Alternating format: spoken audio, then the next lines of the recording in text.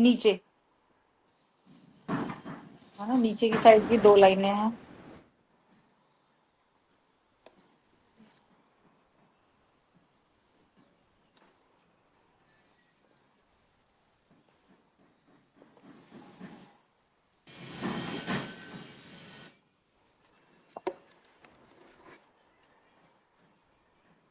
जी, झरने का पानी से पेज यस नंबर मैम। 38। हाँ जी। Yes ma'am. झरने का पानी जो एक प्राकृतिक संसाधन है जिससे ज्यादातर बोतल बंद पानी तैयार होता है। आमतौर पर इसमें खनिज मौजूद होते हैं। विकसित देशों में घरेलू जल वितरण प्रणाली द्वारा पहुंचाए जाने वाले नल के पानी, जैसे टैप वाटर का हम्म। मतलब है कि एक नल के माध्यम से पाइपों के जरिए घरों पर तक ले जाया गया पानी। ये सभी पानी के स्वरूप आमतौर पर पानी पीने के काम में आते हैं, जिन्हें अक्सर छानकर शुद्ध किया जाता है। हम लोगों के घरों में जो पानी आता है वो वैसे ही उसको फिल्टर करके पहुंचाया जाता है जो नलकों से आता है पानी। हैंडपंप से डायरेक्ट जमीन का पानी आता है जो कि उसकी शुद्धता की जांच नहीं होती है। उससे ज्यादातर अगर वहां की जमीन का पानी शुद्ध नहीं है तो वहां पे उससे लोगों को डायरिया, हैजा और इस तरह की बीमारियां होने के चांसेस ज्यादा रहते हैं। जी मैम। पीने योग्य पानी के स्थानांतरण और वितरण का सबसे प्रभावी तरीका पाइपों के माध्यम से है। पाइपलाइन तैयार करने में काफी मात्रा में पूंजी निवेश की आवश्यकता हो सकती है। कुछ प्रणालियां उच्च परिचालन लागत से ग्रस्त है। औद्योगिक देशों में के खराब होते पानी और स्वच्छता संबंधी बुनियादी सुविधाओं को बदलने की लागत अधिक से अधिक 200 बिलियन डॉलर प्रति वर्ष तक हो सकती है। पाइपों से अनुपचारित और उपचारित पानी का रिसाव पानी तक पहुंच को कम करता है। शहरी प्रणालियों में 50% से रिसाव की दरें असामान्य नहीं है। हाँ, कई बार क्या होता है पानी की पाइपलाइनें बिछी हुई है, वहीं पर सीवरेज है, तो उससे क्या होता है कि पानी का रिसाव होता है, गंदा पानी, सीवर का पानी भी पानी के पाइपलाइनों में रिस जाता है, जिससे कि पानी शुद्ध है इसकी कोई गारंटी नहीं होती।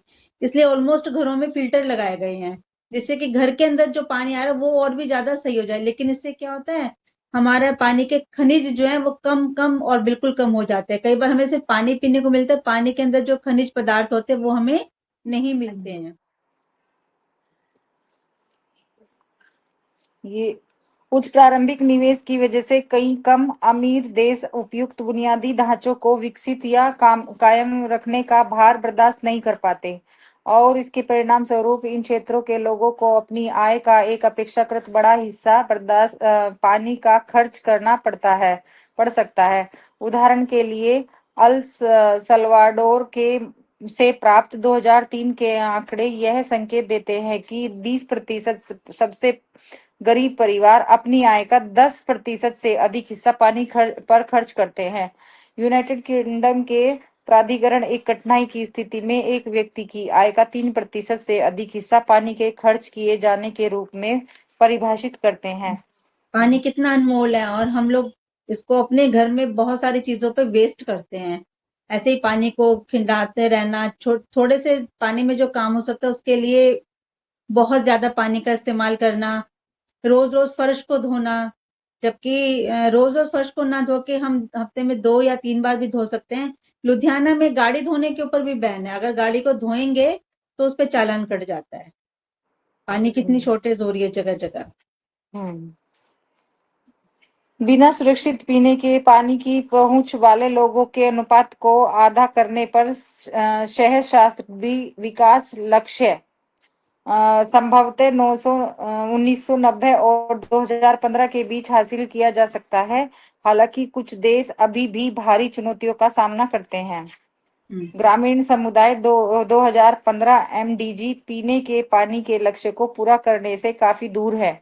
दुनिया भर के में ग्रामीण जनसंख्या के केवल 27% के घरों में सीधे तौर पर पाइप के जरिए पीने का पानी पहुंचाया जाता है, और 24% आबादी असंशोधित स्रोतों पर निर्भर करती है।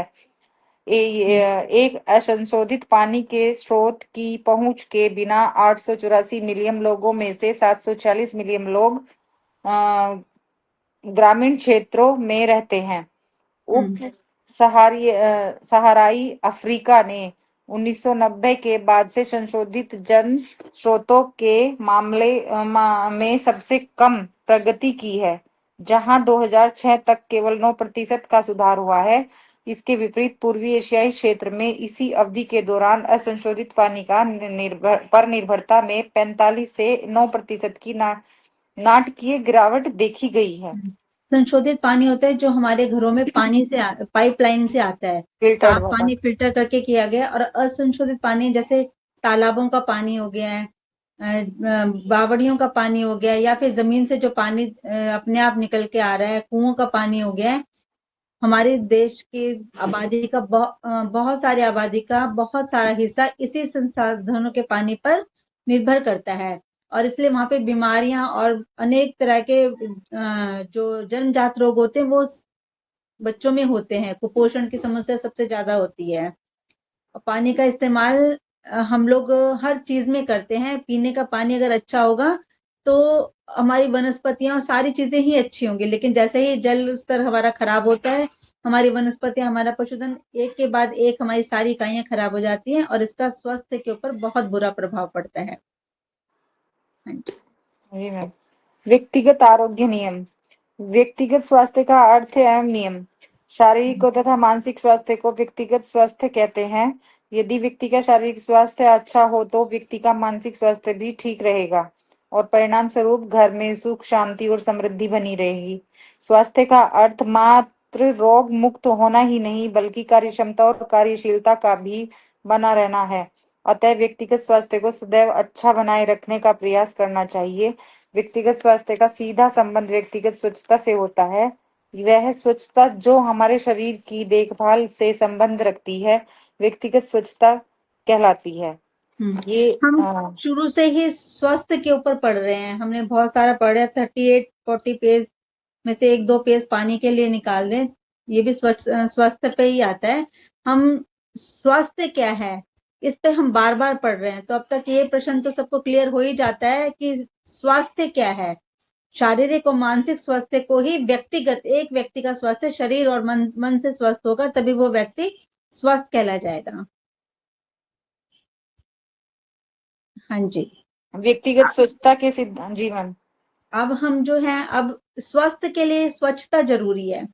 अब यहाँ पर व्यक्तिगत स्वच्छ, एक व्यक्ति को स्वच्छ कैसे रहना चाहिए इसके बारे में हमारे ये नियम, इसमें नियमों का बताया गया है। लेकिन एक स्वच्छता क्या है और अच्छी आदतें क्या हैं, स्वच्छ आदतें क्या हैं, कि प्रकृति के साथ जीना ही स्वस्थ और स्वच्छ आदत है। प्रकृति के साथ तालमेल बिठा के जीना, कि समय के साथ सुबह सूर्योदय के समय उठना और सूर्यास्त के समय कोशिश करना कि जब सूर्यास्त के 3 घंटे बाद हमारा सोने का टाइम हो जाए, 9, 9:30 बजे, 10 बजे तक, उससे पहले, सूर्यास्त से पहले हमारा भोजन हो जाए।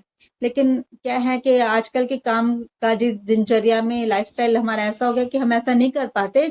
पर कोशिश बनाए रखनी चाहिए कि हम जितना ज्यादा हो सके प्रकृति के साथ तालमेल बिठा के चलें, प्रकृति के साथ अपना सामंजस्य बना के चलें। हाँ जी। जी मैम। व्यक्तिगत स्वच्छता के नियम। अच्छा स्वास्थ्य बनाए रखने के लिए व्यक्तिगत स्वास्थ्य के कुछ नियम इस प्रकार हैं। जैसे आदत। स्वस्थ व्यक्ति स्वस्थ रहने के लिए व्यक्ति में अच्छी आदतों का विकास होना चाहिए। वही जो आपने बताया, देर से सोकर उठना, प्राकृतिक नियमों का पालन न करना, अभोज्य भोजन का प्रयोग करना, नशावृत्ति, रात्रि में देर से सोना और सुबह देर से उठना आदि बुरी आदतें हैं। यदि इन आदतों को नहीं छोड़ा जाए तो व्यक्ति का स्वास्थ्य चौपट हो सकता है। आदतों का जीवन में विशेष महत्व है। आदतें एक दिन में नहीं बन सकती। आदतों का विकास तो बाल्यावस्था से हो जाता है। अतः माताओं को चाहिए कि प्रारंभ से बच्चों में अच्छी आदतों का विकास करें, जैसे प्रातः सूर्योदय से पहले उठना, शौच, दांत साफ करने के पश्चात ही कुछ आहार ग्रहण करना, समय से स्नान करना, स्वच्छ वस्त्र वस्त्र पहनना, दूसरों का तौलिया, कंघा, कपड़ों का उपयोग न करना। हाँ, इसके साथ साथ छोटी छोटी बातें जो हम बचपन से सिखाते हैं तो बच्चों में वो आदत, वो स्वयं ही आदत बन जाती है। अगर उसे रोज, अगर हम 7 दिन तक सुबह उठा के नहला धुला के कुछ मुंह हाथ धो के ब्रश करके कुछ, और नहाने के बाद प्रार्थना करना थोड़ा सा सिखाएं बच्चे को, भले ही वो 2 मिनट करे। और इसके बाद अगर बच्चे को हम कुछ खाने को देंगे तो धीरे धीरे उसकी आदत बन जाएगी, और 10-15 दिन बाद अगर हम उसे वैसे ही कुछ खाने को देंगे तो उसे वो खाना अच्छा नहीं लगेगा, क्योंकि उसकी वो जो आदतों में शुमार हो चुका है कि उसका मन स्वस्थ, उसका मन प्रसन्न कब होगा, जब वो इस सारे रूटीन को फॉलो कर लेगा। तो इस तरह हमें आदतें, माँ का पढ़ा लिखा, माँ का एक स्वस्थ और पढ़ा लिखा होना इसलिए जरूरी है कि अगर घर की स्त्री, घर में जो माँ है वो स्वस्थ है, स्वच्छ स्वच्छ आदतों से रहती है या पढ़ी लिखी है, तो उसका पूरा घर ही स्वस्थ और पढ़ा लिखा रहता है, पढ़ा लिखा रहता है। तभी कहते हैं माँ का पढ़ा लिखा होना जरूरी है, उसको ज्ञानी होना जरूरी है। पढ़ाई लिखाई से संबंधित डिग्रियां विग्रियां हो तो आज का समय है, अच्छी बात है, लेकिन ज्ञानी यानी जानकारी होना बहुत जरूरी है, सही गलत में फर्क होना, बच्चों में आदतें कौन सी विकसित होनी चाहिए, कौन सी आदतों से बच्चों को बचाना चाहिए, माँ की जानकारी में होना बहुत जरूरी है। हाँ जी। स्वच्छता। स्वच्छ रहने के लिए स्वच्छता का होना भी आवश्यक है। शारीरिक स्वच्छता होने से हमारा स्वास्थ्य ठीक रहता है। शारीरिक रूप से स्वच्छ होने के लिए यह आवश्यक है कि प्रत्येक व्यक्ति स्वच्छता के नियमों के विषय में पूर्ण ज्ञान रखता हो और स्वच्छ रहने के लिए स्वच्छ वातावरण बनाया जाए, शुद्ध भोजन किया जाए और शुद्ध व ताजी हवा का सेवन किया जाए। इस प्रकार का वातावरण बनाने पर व्यक्ति रोग मुक्त रह सकता है, रह सकेगा। जी। पौष्टिक भोजन। स्वस्थ रहने के लिए शुद्ध और तथा पौष्टिक भोजन बहुत आवश्यक है। पौष्टिक भोजन का अभिप्राय व्यक्ति की आवश्यकता अनुसार पर्याप्त मात्रा में प्रोटीन, कार्बोहाइड्रेट, वसा, विटामिन व खनिज लवण युक्त भोजन हो। भोजन शुद्ध होना चाहिए। भोजन को स्वच्छता से बनाया जाना चाहिए। भोजन करने का समय निर्धारित होना चाहिए तथा अधिक तला व गरिष्ठ भोजन नहीं करना चाहिए। इन सब बातें का ध्यान रखने से व्यक्ति पूर्णतः स्वस्थ रहेगा। छोटी छोटी बातें हैं जो हमारे किचन में हम सबको पता है, लेकिन फिर भी कुछ चीजें ऐसी होती हैं कि जैसे खाना बनाना है, सब्जियां ले ली है, कितनी भी महंगी कितनी भी अच्छी सब्जी लिया, अगर उनको धो के नहीं बनाया, अच्छे से साफ करके नहीं बनाया, तो सारा भोजन खराब ही है। कितना भी हमने बढ़िया लिया, अपनी जान में हमने कितना भी अच्छा लिया हो कि बहुत अच्छी सब्जी है, बहुत अच्छी है, बहुत महंगी है, और ये इसमें फाइबर प्रोटीन सब चीजें हैं, लेकिन अगर उसे साफ करके अच्छे से नहीं पकाया गया या ज्यादा कुक कर दिया गया, तो भी भोजन के खाद्य पदार्थ जो है, खनिज पदार्थ है, पौष्टिक तत्व है, वो नष्ट हो जाते हैं। इसलिए भोजन कितना और कितनी आंच पे कैसे पकाया जाना चाहिए, ये भी, इसका भी ज्ञान होना जरूरी है। और कैसे मानसिक। बर्तनों में जी। पकाया जाए, बर्तनों का भी होना जरूरी है, बर्तनों का ज्ञान होना भी जरूरी है। सिल्वर के अब जो है, सिल्वर के बर्तनों को बिल्कुल डिक्लाइन कर गया कि सिल्वर के बर्तनों में खाना ही नहीं पकाना चाहिए। एक समय था जब अपने पीतल के बर्तन हुआ करते थे, उसमें कलई करा के उसमें खाना बनाया जाता था। कुछ चीजें लोहे के बर्तनों में ज्यादा बनाए जाते हैं, हरी सब्जियां लोहे के बर्तनों में बनाई जाती हैं, लोहे की कढ़ाई में, जो कि बहुत अच्छी रहती है। तो बर्तनों का भी ज्ञान होना चाहिए कि हमें किन बर्तनों में, तांबे का पानी है वो हमारे पेट के लिए बहुत अच्छा है। अगर रात को तांबे का पानी हम लोटे में या तांबे की बोतल में भर के रखते हैं तो सुबह उसे गर्म करने की जरूरत नहीं है, उसे सीधा ही ऐसे पी लिया जाता है, तो बहुत सारे न्यूट्रिशन हमें मिल जाते हैं। जी। मानसिक शांति। शारीरिक रूप से स्वस्थ रहने के लिए व्यक्ति के मानसिक मस्तिष्क में शांति रहनी आवश्यक है। अतः घर का वातावरण कलह युक्त नहीं बनाना चाहिए और किसी भी समस्या का हल आपस में विचार विमर्श और विचारों का आदान प्रदान करके किया जाना चाहिए। जी। बड़ी आंख का स्वास्थ्य नियम।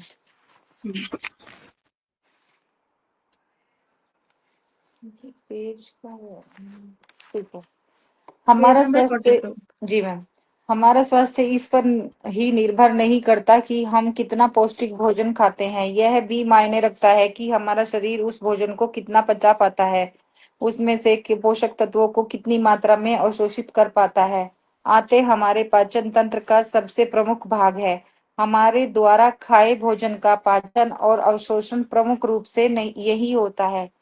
इसीलिए अपनी आंतों की समस्याओं और उनके पहचान करना जरूरी है। साथ ही कोई समस्या न हो इसकी रोकथाम के उपाय जानना भी बेहद जरूरी है। मैंने हम तो जब हम सॉरी मैं इंटरप्ट करूंगी, जब हमने ये पढ़ना शुरू किया था तो बताया था कि हमारे शरीर में स्वास्थ्य स्वास्थ्य जो है गट टू ब्रेन, जो हमारी आंतों का संबंध हमारे स्वास्थ्य से है, शारीरिक, मानसिक और हमारे हर तरह के स्वास्थ्य का संबंध हमारी आंतों से है। अगर हमारी आंतें स्वच्छ हैं, स्वस्थ हैं, हमारे शरीर का पाचन सही कर रही है, हमारे भोजनों का अवशोषण सही कर रही है और उत्सर्जन सही हो रहा है, तो हमारा शरीर, हमारे सारे स्वास्थ्य ठीक है। हमारे मन भी ठीक होता है, क्योंकि स्वस्थ तन में ही स्वस्थ मन का विकास होता है।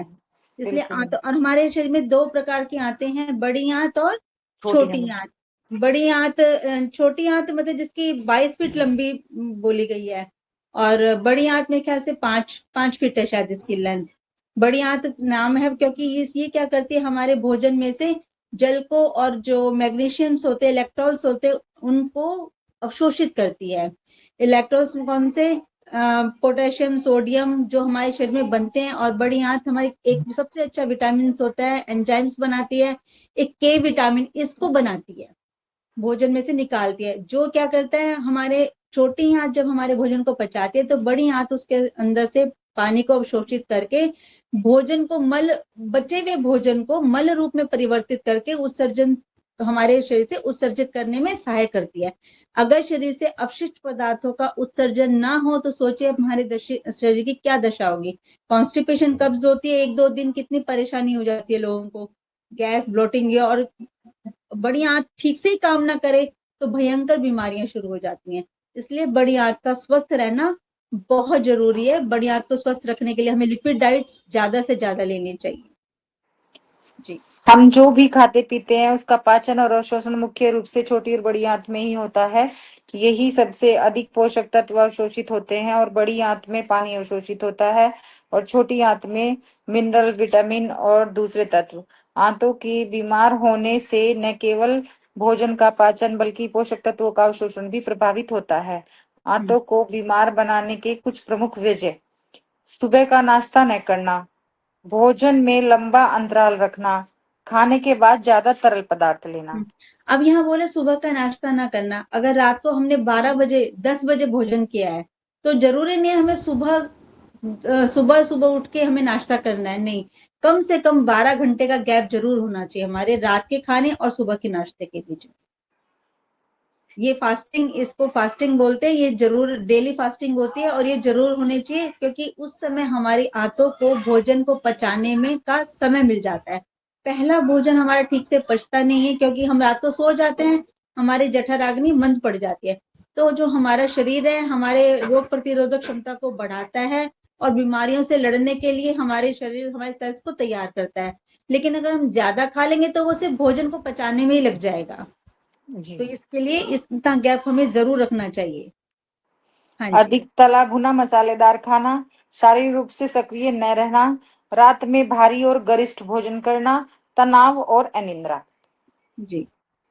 आंतों में गड़बड़ी का असर: आंतों की सामान्य कार्य प्रणाली गड़बड़ाने का प्रभाव हमारे हृदय, मस्तिष्क, इम्यून सिस्टम, त्वचा, वजन, शरीर के में हार्मोन के स्तर आदि पर भी पड़ता है। इससे पोषक तत्वों का अवशोषण प्रभावित होने से लेकर कैंसर विकसित होने की आशंका भी बढ़ जाती है। आंतों की खराबी के कारण निम्न स्वास्थ्य जटिलताएं होने का खतरा बढ़ जाता है। अब कैंसर कैसे होता है कि आंतें जब हमारे ठीक से भोजन को अवशोषित नहीं कर पाती, हमारे सेल्स ठीक से काम नहीं कर पाते, तो हमारे सेल तक, जिस सेल तक हमारी ऑक्सीजन नहीं पहुंचेगी, वहां पे कैंसर बनने का खतरा सबसे ज्यादा हो जाएगा। अगर हमारी आंतें ठीक है तो भोजन का अवशोषण अच्छे से होगा और उत्सर्जन भी अच्छे से होगा, तो हमारे पूरे शरीर को ऑक्सीजन और हर तरह के पोषक तत्व अच्छे से मिल जाएंगे। जी। पाचन तंत्र गड़बड़ा जाना, वजन अत्यधिक, कमियां अधिक हो जाना, अनिद्रा की समस्या होना, लगातार थकान रहना, त्वचा से संबंधित समस्याएं, ऑटोइम्यून डिसऑर्डर यानी शरीर का अपनी स्वस्थ कोशिकाओं को ही नुकसान पहुंचाना, कुछ विशेष खाद्य पदार्थों के पाचन में परेशानी होना। हाँ, शरीर जो है अपने आप को ही नुकसान पहुंचाता है। क्या करता है, वो कंफ्यूज हो जाता है कि कौन से सेल्स को बचाए, कौन से सेल्स को ना बचाए। उसकी रोग प्रतिरोधक क्षमता कम हो जाती है। फिर बैड सेल्स जो होते हैं वो ज्यादा ग्रो कर जाते हैं। जब बैड सेल्स ग्रो करते हैं तो कैंसर, हाई बीपी और ये हार्ट अटैक जैसी समस्याएं हमारे शरीर में हो जाती हैं।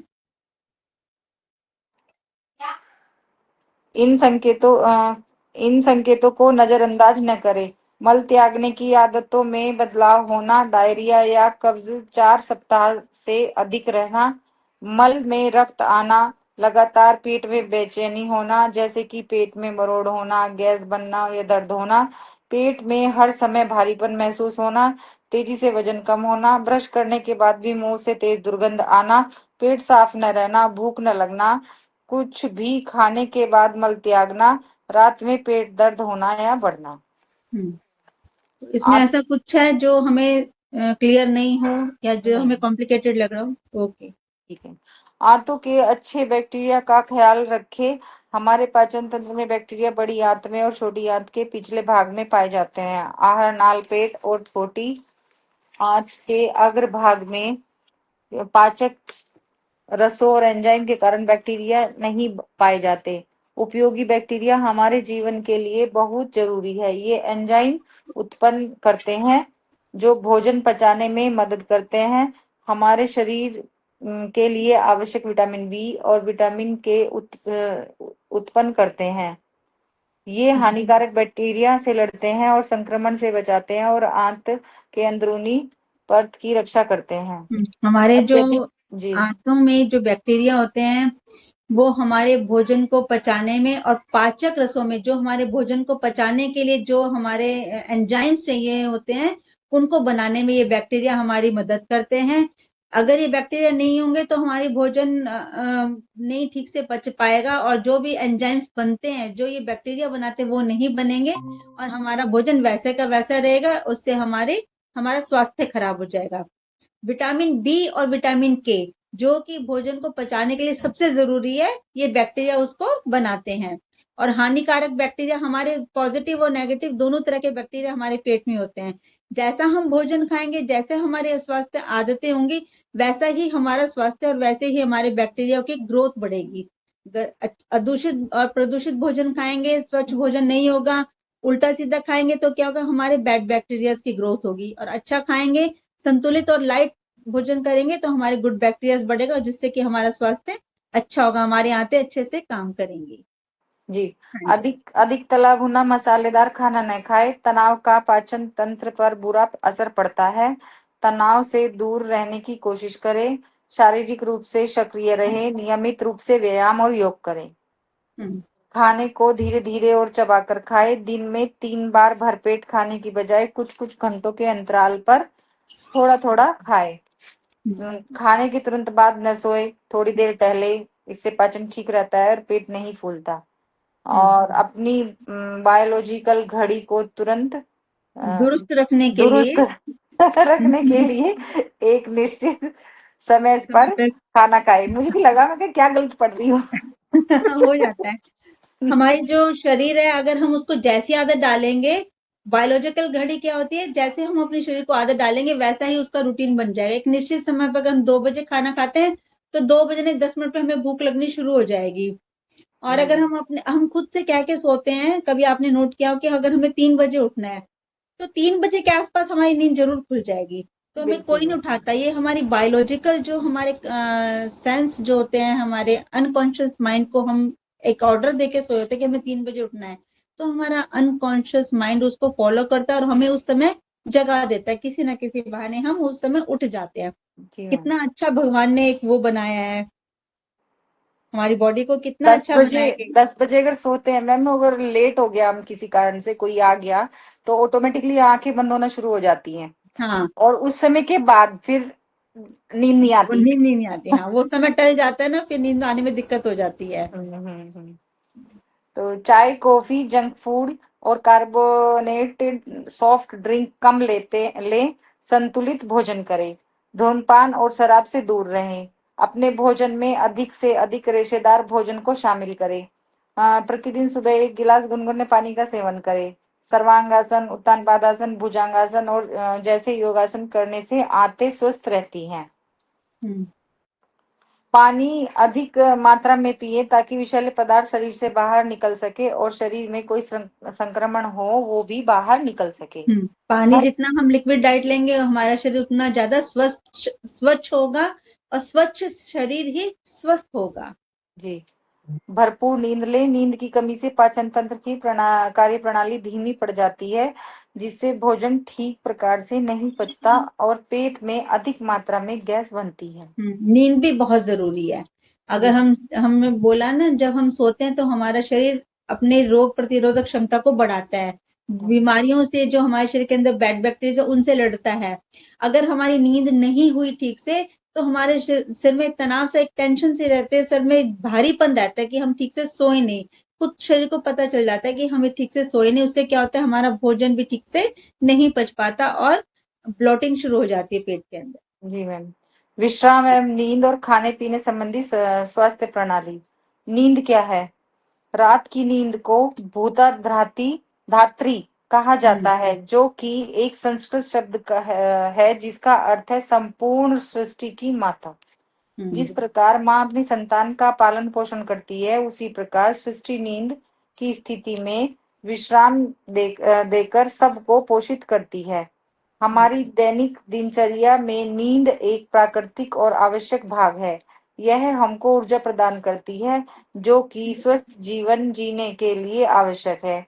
गहरी व सही मात्रा में ली गई नींद हमारे मन और शरीर को संपूर्ण विश्राम देती है, जिससे हमको ताजगी मिलती है और हम ऊर्जावान तथा प्रसन्न हो जाते हैं। नींद को भूत आधात्री कहा गया है, जो कि संस्कृत का शब्द, इसका अर्थ है संपूर्ण सृष्टि की माता। जिस प्रकार माँ अपनी संतान का पोषण करती है, उसी प्रकार सृष्टि नींद की स्थिति में नींद बहुत जरूरी है। अगर सारा दिन 24 घंटे काम ही करते रहेंगे तो हम कितना दिन सर्वाइव कर पाएंगे? बहुत थोड़े दिन बीमार हो जाएंगे, नहीं तो भयंकर रोगों से घिर जाएंगे। तो दिन और रात, इसका अर्थ है कि दिन के समय ऊर्जा रहती है, प्रकाश रहता है, तो हम अत्यधिक ऊर्जावान होकर काम करते हैं, और रात्रि को शांति, स्तब्धता और ठंडापन होता है, जो कि हमारे सोने का समय प्रकृति ने निश्चित किया गया है। तो इसलिए नींद को भूतादात्री कहा गया है, संपूर्ण सृष्टि की माता। जिससे कि संतान का पालन पोषण जैसे माँ करती है, वैसे ही नींद हमारे शरीर को स्वस्थ रखने में हमारी सहायता करती है, हमें ऊर्जा देती है। हाँ जी। आधी अधूरी नींद के कारण दुख, दुर्बलता, कमजोरी, सुस्ती या लघु जीवन अवधि आदि कठिनाइयां उत्पन्न हो जाती हैं। आइए निद्रा के बारे में कुछ और विस्तार से चर्चा करते हैं। इस लेख में हम यह भी जानेंगे कि अनिद्रा का मुख्य कारण क्या है। हम यह भी जानेंगे कि रात को अच्छी नींद लेने के लिए हमें कौन से नियम और उपाय करने चाहिए। इन्होंने 7 भागों में वर्गीकरण किया है नींद का। तमोभाव यानी कि तमस के कारण नींद।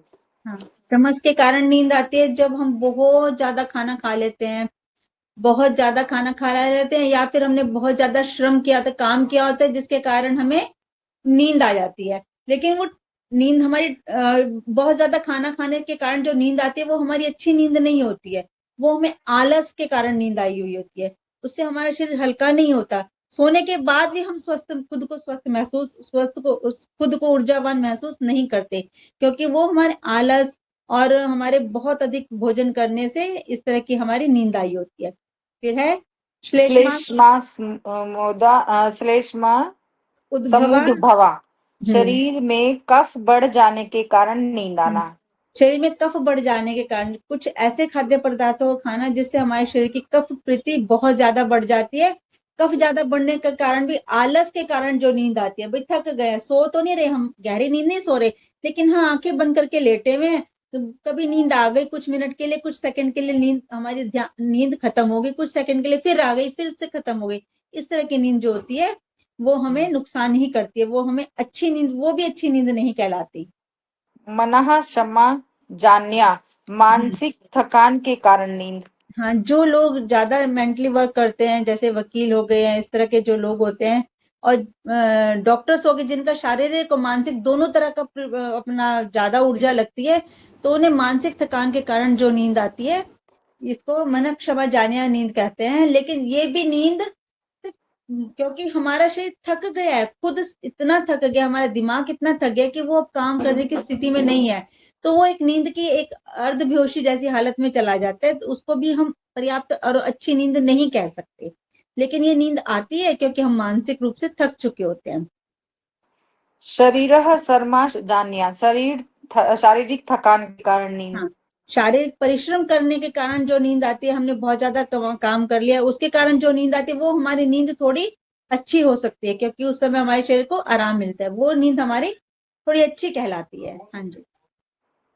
अग्नटुकी, हाँ बाहरी कारणों के कारण आने वाली नींद, जैसे दुर्घटना, विषाक्त पदार्थ आदि। हाँ, जैसे कोई दुर्घटना हो गई है जिसके कारण हमें दवाइयां ऐसी दे दी गई, हमें इंजेक्शन ऐसे लग गए हैं जिसके कारण हमें नींद आ गई है, या कोई हमने जहरीला ऐसा पदार्थ खा लिया कि हम अर्धबेहोशी की हालत में चले गए, उसके कारण हमारी चेतना शून्य हो गई, वो नींद नहीं है, उससे हमारी चेतना हमारी खत्म हो जाती है, हमें ज्ञान नहीं रहता, हम देख नहीं पाते, रिकॉग्नाइज नहीं कर पाते चीजों को, लेकिन कई बार हमें महसूस होता है। इसमें जैसे ड्रग्स भी होगा ना मैम? हाँ बिल्कुल, ये हाँ, सब ड्रग्स चीज। तो दवाई है। हाँ, ठीक है। सारी इस तरह की जो दवाइयां हैं, या किसी दुर्घटना के कारण जो हमें दवाइयां दी जाती है, या कुछ खुद से कुछ खा लिया जाता है, हमारे शरीर में कुछ ऐसी विषाक्त चीजें पहुंच जाती हैं, तब जो नींद आती है वो इस तरह की नींद कहलाती है। लेकिन वो भी स्वास्थ्य कारक नींद नहीं होती, उससे क्या होता है, हमारा मस्तिष्क सुन्न हो जाता है, हमारा मस्तिष्क बाकी चीजों को रिकॉग्नाइज नहीं कर पाता, कभी कभी महसूस, त्वचा जरूर महसूस करती है, लेकिन दिमाग हमारा उसको रिकॉग्नाइज नहीं कर पाता, तो ऐसी भी नींद होती है। अ, व्याधि। हाँ व्याधानुवर्तनी, हाँ। बीमारी के कारण आने वाली नींद, जैसे हम्म, बुखार, भयंकर डायरिया, नशे की स्थिति, मधुमेह आदि। हाँ, भयंग जैसे लूज मोशन काफी हो जाते हैं बार बार, उससे क्या होता है, थकान के कारण लेट जाते हैं, तो हमें लगता है सोते रहो, लगता है सोते रहो, लेकिन वो नींद नहीं आती, बस आंखें बंद करके शरीर को रेस्ट दे रहे होते हैं हम। नींद बहुत कम आती है, थोड़ी देर नींद आ गई, फिर से हमारी नींद उचट जाती है, नींद खुल जाती है, इस तरह की नींद। और अंतिम नींद क्या है, रात्रि स्वभावा, रात की प्राकृतिक रूप से नींद जो मनोवैज्ञानिक होती है, रात हो गई है और हम बिल्कुल हर तरह से स्वस्थ है, ना हमें कोई चोट लगी, ना हमें बीमार है, ना हमें कोई बीमारी है, ना हमने कोई विषाक्त पदार्थ लिया है, हमने अपने समय पे काम करा, और समय पे जैसे ही हम बिस्तर पे गए उसके थोड़ी देर बाद हमें नींद आ गई, गहरी नींद, ये सबसे अच्छी नींद कहला जाती है। इसके कारण ये स्वस्थ नींद है, जो हमारे शरीर को स्वस्थ रखती है, हमारे मन को स्वस्थ रखती है, ये नींद सबसे अच्छी कहलाती है। और एक निश्चित समय पर हम खुद ब खुद उठ जाते हैं, और उठने के बाद हम खुद को तरोताजा महसूस करते हैं, वो नींद हमारी सबसे अच्छी नींद कहलाती है। ठीक है।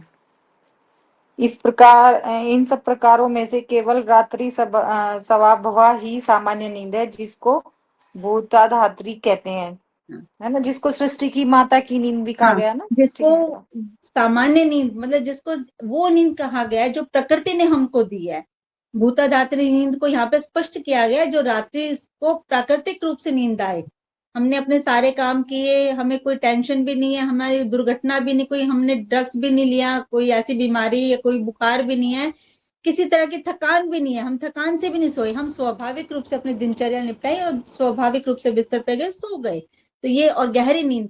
और जब हम उठते हैं तो खुद को हल्का महसूस करते हैं, ऊर्जावान महसूस करते हैं, तो ये भूताधात्री नींद कहलाती है। एवं तामसिक व्यक्ति दिन और रात दोनों समय सोता है, राजसिक व्यक्ति या तो दिन में सोता है या रात में, सात्विक व्यक्ति बहुत कम सोता है और केवल रात में सोता है। हाँ, तामसिक व्यक्ति जो कभी भी सो जाता है, उसका कोई नियम नहीं होता, जैसे समय मिला वह वैसे सो गया। राजसिक जिसके अंदर गुण होता है, वो व्यक्ति या तो दिन में बहुत सोता है या फिर रात में, क्योंकि उसको काम करना होता है। और सात्विक व्यक्ति जो साधना या जो विद्यार्थी है या जो साधना वाले व्यक्ति होते हैं, वो क्या करते हैं, वो बहुत कम सोते हैं, कहा गया ना, विद्यार्थी को कुत्ते जैसी नींद होनी चाहिए, एक श्लोक में कहा भी गया है, विद्यार्थी की नींद कुत्ते ध्यान जैसी होनी निद्रा। चाहिए, जो जी जी। हाँ पाप से। स्वानिष्ठा, फटाफट जी। एक हल्की सी आहट पे उठ जाए, तो वो केवल रात में ही सोता है, बहुत कम सोता है। और सब उल्टा हो रहा है ना, तामसिक व्यक्ति ज्यादा पाए जा रहे हैं। ज्यादा पाए जा रहे हैं, सही बात है। कौन सा समय सोने के लिए उत्तम है? समय को 4 यमों में विभाजित किया गया है। एक यम 3 घंटे के बराबर है, पहला और आखिरी यम सूरज डूबने के 3 घंटे बाद, और ब्रह्म मुहूर्त में से 3 घंटे पहले, प्रातः 3 बजे से छह छह बजे बजे और शाम को 6:30 बजे से 9 बजे तक। हम्म, समझ में आया, ये क्लियर है। यम मतलब इसको हमारे जो संस्कृत भाषा में कह लो कि पहले इस तरह माना जाता, प्रहर जो होते थे शहर। यम। हाँ, तो 3 घंटे का जो है वो 3 घंटा पहला जो है यम जो है वो 3 घंटे के, एक यम को 3 घंटे के बराबर में माना गया है। पहला यम जो होता है वो सूरज डूबने के 3 घंटे बाद होता है, क्योंकि शाम का जैसे ही सूरज डूबा 6:30 बजे, 6 बजे सूरज डूब गया, उसके बाद 9 बजे तक वो पहला यम। और ब्रह्म मुहूर्त हमारा 3, 3:30 बजे का समय हमारा ब्रह्म मुहूर्त माना गया है। तो उससे पहले के जो 3 घंटे होते हैं 9 से 12 बजे, इस तरह यमों को विभाजित किया गया है। और हाँ ये, ये, जी मैम, हाँ जी, क्या कह ये रहे थे आप? ये मैम पहर ही तो हुए ना। नहीं, प्रहर का टाइम अलग होता है। अच्छा। प्रहर 8 प्रहर होते हैं, यम जो है वो घंटे से माना गया है, प्रहर अच्छा 8 प्रहर माने गए हैं। ठीक है मैम। ओके, हाँ जी। ये तो हो गया। अच्छी नींद के लिए युक्तियां। हम्म सोने से पहले पैरों को धो लें। तलवों की मालिश करना भी अच्छा है। सोते समय ढीले और आरामदायक वस्त्र पहने जो कि शरीर में हवा का संचार करें। सोने से पहले लंबी गहरी सांसें लें और ध्यान अवश्य करें। सोने से पहले हमेशा पैरों को धोना चाहिए। पैरों से क्या होता है, अगर हम पैरों पे सर्दियां हैं तो गर्म पानी में पैर डालेंगे, उससे क्या होगा, पैरों से हमारे पूरे शरीर का जो तलवे हैं, पैर हैं, वो हमारे पूरे शरीर के जो ऑर्गन्स होते हैं उनको रिप्रेजेंट करते हैं। अगर पैरों के तलवों की मालिश करते हैं, या हम सोने से पहले, गर्मियां हैं, सोने से पहले ठंडे पानी से पैरों को धोते हैं, तो क्या होता है, हमारा ब्लड सर्कुलेशन एकदम से पैरों की तरफ जाता है, पूरी पूरे शरीर से एकदम से पैरों की तरफ आता है। उससे क्या होता है कि हमारा ब्लड सर्कुलेशन पूरा जल्दी से मूव करता है, और हमारे पैरों से ठंडक जो होती है वो पूरे शरीर के अंदर जाती है, जिससे हम बहुत रिलैक्स फील करते हैं। हमारा ब्लड सर्कुलेशन जैसे ही तेज होता है इस तरह के प्राकृतिक तरीकों से, तो हमारा जो शरीर है वो ऊर्जावान हो जाता है और हमें एकदम से हल्का लगता है, उससे फिर नींद अच्छी आती है। और रात को पैरों के तलवों की मालिश करना भी बताया है। पहले क्या करा करते थे, कांसे की कटोरी लेते थे, उस पे तेल लगा के पैरों के तलवों की मालिश की जाती थी, तो वो तेल का रंग बदल जाता था।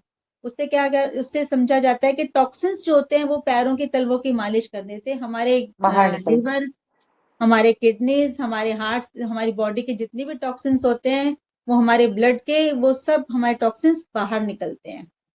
पैरों की तलवों की मालिश करना, और फिर सोते समय ढीले कपड़े पहने चाहिए, जिससे कि हमारा पूरा शरीर, हमारी पूरी त्वचा सांस ले सके। हमारी त्वचा भी सांस लेती है, हमारी पूरी शरीर की त्वचा सांस ले सके और हमें आरामदायक नींद आए, शरीर को हवा लगे। बहुत तंग कपड़े पहन के सोएंगे या फिर कुछ इस तरह के, जैसे नायलॉन, इस तरह के कपड़े पहनेंगे, उससे फिर हम अनकंफर्टेबल फील करेंगे, ठीक से सो नहीं पाएंगे। कॉटन के कपड़े पहनना चाहिए और थोड़े खुले आरामदायक वस्त्र पहनने चाहिए। और सोने से पहले लंबी गहरी सांसें लेनी चाहिए, जिससे कि हमारे श्वसन तंत्र अच्छा रहे, हमारे शरीर को पूरी तरह ऑक्सीजन मिल पाए। और कुछ मिनटों का, कुछ सेकंडों का, कुछ समय का ध्यान जरूर करना चाहिए, जिससे कि हमारा मानसिक तनाव रिड्यूस हो जाए और हमारा मन जो है वो शांत हो जाए, और हमें सोने में, अच्छी नींद लेने में हमारा मन सहायता करे। पैरों को दक्षिण दिशा की ओर करके न सोए तथा गुरु भगवान की मूर्ति, देवी देवताओं के चित्र, लोग वस्तुएं तथा सम्मानित स्थानों की ओर पैर न करें। ठीक है जी, हम्म पूजा की तरफ। रसोई हम्म घर में न सोएं तथा शयन कक्ष के भीतर खाने पीने की वस्तुएं न रखें। हम्म सोने के कमरे में कुछ लोग वहां पे खाने पीने की चीजें रख लेते हैं, कि जैसे थोड़ा देर खाते रहते हैं, जब तक लेटे हैं, कुछ पढ़ रहे हैं, कुछ सुन रहे हैं, टीवी देख रहे हैं। तो सोने के कमरे में कभी टीवी नहीं होना चाहिए, और बल्कि फोन भी अपना बंद कर, एक टाइम के ऊपर बंद कर देना चाहिए। और इस तरह अपने सोने का स्थान जो हम अच्छा सा बना सकते हैं, क्योंकि इसमें से ना रेस निकलती हैं जो हमें डिस्टर्ब करती हैं। सिरहाने फोन रख के नहीं सोना चाहिए। इलेक्ट्रॉनिक्स चीजें कम से कम होनी चाहिए हमारे बेडरूम में, जिससे कि हम्म हमें सोने में आसानी हो। जी, ध्यान रखें कि शयन कक्ष के भीतर ताजी बहती हुई हवा आए। कभी हम्म भी अंधेरे या गीले कमरे में न सोए। हम्म सिर को थोड़ा ऊपर रखे, पतला तकिया लगाए। हम्म गर्मियों में छत पर वे खुले आकाश के नीचे सो सकते हैं, परंतु सर्दियों या वर्षा ऋतु में नहीं। सूरज हम्म की सीधी रोशनी में सोना ठीक नहीं, हालांकि चांदनी रात में सोना ठीक है, यदि बाकी सारी परिस्थितियां अनुकूल हो तो। बारिश ना आए, सोने की जगह हो, तो रात को हम्म, छत पे आराम से सो सकते हैं। चांदनी हम्म। रात में, जिससे कि ठंडक मिलती है। नेचुरल हमें प्राकृतिक रूप से चांदनी चांदनी जो होती है वो हमें ठंडक देती है। सूर्य से हमें विटामिन डी मिलता है जो सुबह सुबह की धूप होती है। तो रात को चांदनी रात में सोना हमारे लिए अच्छा है, और जैसे ही सूरज का प्रकाश आएगा हमारी नींद ऑटोमेटिकली खुल जाती है। जी हाँ। दिन में सोना। आयुर्वेद के अनुसार दोपहर में सोने से शरीर में कफ बढ़ जाता है और रक्त संचार में रुकावट आती है, जिसके कारण सिर भारी हो जाता है और सांस लेने में कठिनाई होती है। उनिंदापन, जुकाम, खांसी, सिर दर्द, पाचन विकार, छाले, खुजली, गले की तकलीफ, खून की कमी आदि बढ़ जाते हैं। दिन में सोने से कफ बढ़ता है, और कफ के बढ़ने से ये सारी दिक्कत होती है। कफ के बढ़ने से भारी हो जाता है, आलस आता है, और जुकाम वगैरह हो जाता है, और निंदापन मतलब बिल्कुल जैसे सोया सोया सा रहे, एकदम से निस्तेज सा शरीर हो जाता है। सिर दर्द हो जाता है, पाचन विकार आ जाता है कि भोजन ठीक से नहीं पच पाता, हमारा पाचन तंत्र कमजोर होने लग जाता है। जब पाचन विकार आएगा तो सबसे मुंह में छाले वगैरह इस तरह की दिक्कतें आ जाती हैं। कफ होगा तो गले में भी तकलीफ होगी, और जब भोजन ठीक से नहीं पचेगा तो क्या है, हमारे खून की कमी भी हमारे शरीर में ऑटोमेटिकली हो जाती है। तो इस तरह तो के दिक्कतें हो जाती हैं। दोपहर में सोना केवल इनके लिए उपयुक्त है। दोपहर के भोजन के एकदम बाद लेटना नहीं चाहिए। हालांकि बिना सोए लेटने की इच्छा अवश्य होती है। किसी भी समय का भारी खाना खाने के बाद थोड़ी देर विश्राम करना सेहत के लिए अच्छा है, परंतु थोड़ी सी नींद बैठे बैठे लेना ठीक है। दोपहर के भोजन के बाद इससे वात व कफ में संतुलन होता है। हम्म। जब 5-10 मिनट की नींद, जन कहते हैं नैप ले लो, तो हाँ उससे वाकई में एनर्जी मिलती है। हाँ बिल्कुल। और वो हाँ, बिल्कुल थोड़ी सी ऑटोमेटिकली 5-7 मिनट में एकदम से बिल्कुल ऊर्जावान हो जाते हैं। हाँ, बहुत सही हो हाँ, गया, ऐसा होता है। हाँ। बच्चे तथा बूढ़े लोग, मतलब किन के लिए दोपहर में दोपहर सोना में सोना चाहिए? ठीक है, हाँ, बच्चे जो और रात बूढ़े लोग। जी जो रात में नौकरी करके आते हैं, जो कि कठिन शारीरिक और मानसिक कार्य करके आते हैं, जो भी किसी प्रकार की पीड़ा, दर्द, चोट या टीबी से पीड़ित हैं, जिनको अधिक प्यास लगता है, डायरिया, पेट दर्द, सांस की तकलीफ, हिचकियां, मानसिक धर्म के समय दर्द हो, जो गुस्से और डर और उदासी से घिरा हो, लंबी यात्रा के बाद, बहुत अधिक वजन उठाने के बाद, अधिक संभोग के बाद, अधिक मात्रा में शराब पीने के बाद, लंबे समय तक गाना गाने या पढ़ाई करने के बाद, पंचकर्मा चिकित्सा के बाद, हम्म। अत्यधिक गर्मी के मौसम में जिस समय तापमान सबसे अधिक होता है, उस समय थोड़ी देर नींद लेना ठीक होता हम्म। है। कोई बीमार व्यक्ति, ज्यादा बीमार है, बच्चे हैं, छोटे बच्चे हैं, वो दिन में सो सकते हैं। ये बुजुर्ग लोग दिन में सो सकते हैं। जो ज्यादा परिश्रम करते हैं शारीरिक या मानसिक, वो भी दिन में सो सकते हैं। और फिर जिन जो बीमार हैं वो तो ऑटोमेटिकली उनको नींद आती ही है, क्योंकि बीमार हैं, इसलिए उनको शरीर को ज्यादा से ज्यादा आराम चाहिए। और हम्म। उसके बाद क्या है, पंचकर्म चिकित्सा। जब पंचकर्म चिकित्सा लेते हैं हम, जैसे बॉडी मसाज हो गया, वस्ती हो गई है, तेल, शिरोधारा, इस तरह का करते हैं, तो हम दिन में सो सकते हैं। अत्यधिक गर्मी के मौसम में, क्योंकि गर्मी के मौसम में हम कोई काम तो कर नहीं सकते, शरीर इतना ऊर्जावान नहीं रहता दोपहर के समय, तो उस समय थोड़ी देर सोना ठीक रहता है। तो शिरोधारा मैडम कितने दिन में करनी चाहिए या रोज? नहीं नहीं, शिरोधारा रोज नहीं करे। स्वस्थ व्यक्ति को महीने में 1 या 2 बार कर लेनी चाहिए। अगर कोई किसी को हेडेक, माइग्रेन है, तो उसको 10-15 दिन का लगातार कोर्स करना चाहिए। ओके। दोपहर में सोना किसके लिए मना है? कफ प्रकृति के व्यक्तियों के लिए, कफ असंतुलन के समय, अधिक मोटापे या विकार के समय, यदि शरीर में विषैले तत्व की मात्रा अधिक हो तो भी नहीं सोना चाहिए। हम्म। अच्छी नींद के लिए और उपाय: पूरी तरह ढका हुआ सुंदर बिस्तर, कमरे में मधुर संगीत तथा भीनी खुशबू, साफ शांत खुला तथा आरामदायक कमरा, समय से सोने व जागने की आदत, तेल से अभ्यंगा मालिश करके स्वयं को आराम दे, पाउडर से मालिश, और शिरोधारा, नेत्र तर्पण आंखों की अनेक बीमारियों के लिए बहुत लाभदायक है हम्म। उपाय। पूरी हाँ। तरह से बिस्तर हमारा साफ स्वच्छ होना चाहिए। कमरे में अगर हम चाहें तो कुछ हल्का अपनी पसंद का म्यूजिक लगा सकते हैं, कुछ हल्का सा खुशबू के लिए कुछ अगरबत्ती या कुछ ऐसा जला सकते हैं जो हमें बहुत पसंद हो, ऐसी खुशबू। साफ और शांत हमारा वातावरण होना चाहिए हमारे कमरे का। और समय पे सोने, समय की जागने की आदत होनी चाहिए, जिससे कि हमें शरीर हमारा उसी हिसाब से हमारी बायोलॉजिकल क्लॉक काम करे। तेल से अभ्यंग मालिश, हम अपने पैरों की तलवों की मालिश कर सकते हैं, हाथ पैरों की, सिर की कनपट्टियों की मालिश खुद कर सकते हैं, जहां तक हो सके हम अपना भी ये सब कर सकते हैं। पाउडर से मालिश करने से क्या होगा, हमारा ब्लड सर्कुलेशन बढ़ जाता है, ड्राई मालिश होती है इस तरह करके। शिरोधारा ले सकते हैं हम, जिनको माइग्रेन या इससे दर्द की या आधा जुकाम या उसका साइनस वगैरह की प्रॉब्लम होती है, वो सब ये सब कर सकते हैं। नेत्र तर्पण, आंखों को धोना, त्रिफला से हम अपनी आंखें धो सकते हैं, नहीं तो आंवले पाउडर को पानी में भिगोकर उससे हम अपनी आंखें धो के अच्छे से सो सकते हैं। या फिर गर्मियों में क्या कर सकते हैं, ठंडे पानी में रुमाल को भिगोया, थोड़ी देर उसको थोड़ा सा हल्का निचोड़ा और अपनी आंखों को ढक के लेट गए, उससे भी हमारी आंखों को बहुत रेस्ट मिलता है और अच्छी नींद आती है।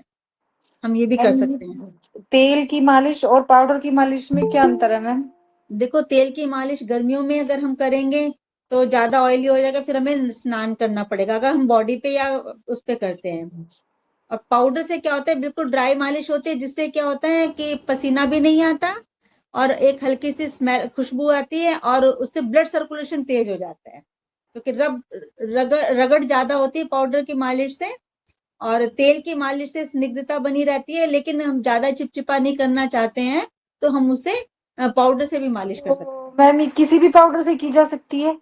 हाँ, किसी भी पाउडर से की जा सकती है, माइल्ड स्मेल हो वो ज्यादा अच्छा रहता है। ठीक है। सामान्यतः हमें कितनी नींद की आवश्यकता है? 0 से 7 वर्ष 10 से 12 घंटे की नींद। 7 से 14 वर्ष के लिए 8 से 10 घंटे की नींद। 14 से 21 वर्ष के लिए 6 से 8 घंटे की नींद। 21 से 35 वर्ष के लिए 5 से 6 घंटे की नींद। 35 से 50 वर्ष 4 से 5 घंटे की नींद। 50 वर्ष से अधिक 4 घंटे या इससे कम। अगर व्यक्ति स्वस्थ है तो वो 50 वर्ष की आयु में भी बारिश आ रही छह 6 घंटे की नींद ले सकता है। तो ये हमें बताया गया, हमें कितनी सामान्यतः आयु के अनुसार किसको कितने वर्ष की आयु में कितने नींद की जरूरत होती है। तो ये हमने आज यहाँ तक पढ़ा है। कुछ ऐसा जो हमें समझ ना आया हो, जो हमने अब तक पढ़ा हो, उसके बारे में कोई क्वेश्चंस, कोई सवाल? नहीं मैम। ये आयु वर्ग में साथ बांट साथ दिया गया है एज एज को, जिससे कि हमें बताया है कि 0 से 7 वर्ष तक हमें 10 से 12 घंटे की नींद, छोटे बच्चों को 7 से 14 वर्ष तक 8 से 10 घंटे की नींद, और 14 से 21 तक 6 से 8 घंटे की नींद। जबकि नींद सबसे ज्यादा 14 से 30-35 वर्ष तक के लोगों को सबसे ज्यादा आती है, क्योंकि शारीरिक परिश्रम ज्यादा होता है, उनका डाइजेशन अच्छा होता है, तो नींद भी ज्यादा आती है। लेकिन 50 वर्ष के लोग भी अगर अपने आप को फिट रखते हैं तो वो उनको भी 5 से 6 घंटे की नींद उनके लिए रहती है। 4 घंटे की नींद जो स्वस्थ है उसके लिए 4 घंटे की नींद हो जाती है ऑटोमेटिकली। कम नींद, जैसे जैसे आयु बढ़ती है नींद कम होती चली जाती है। तो हम इसके आगे का नेक्स्ट टाइम में पढ़ेंगे। कुछ ऐसा जो आपको नहीं आ रहा हो समझ में, जो क्लियर करना हो? नहीं मैम, सब ओके, क्लियर। साथ साथ चल रहा है मैम। ठीक है। मैम ठीक। आपका, आप अपना नंबर, प्लीज आप नंबर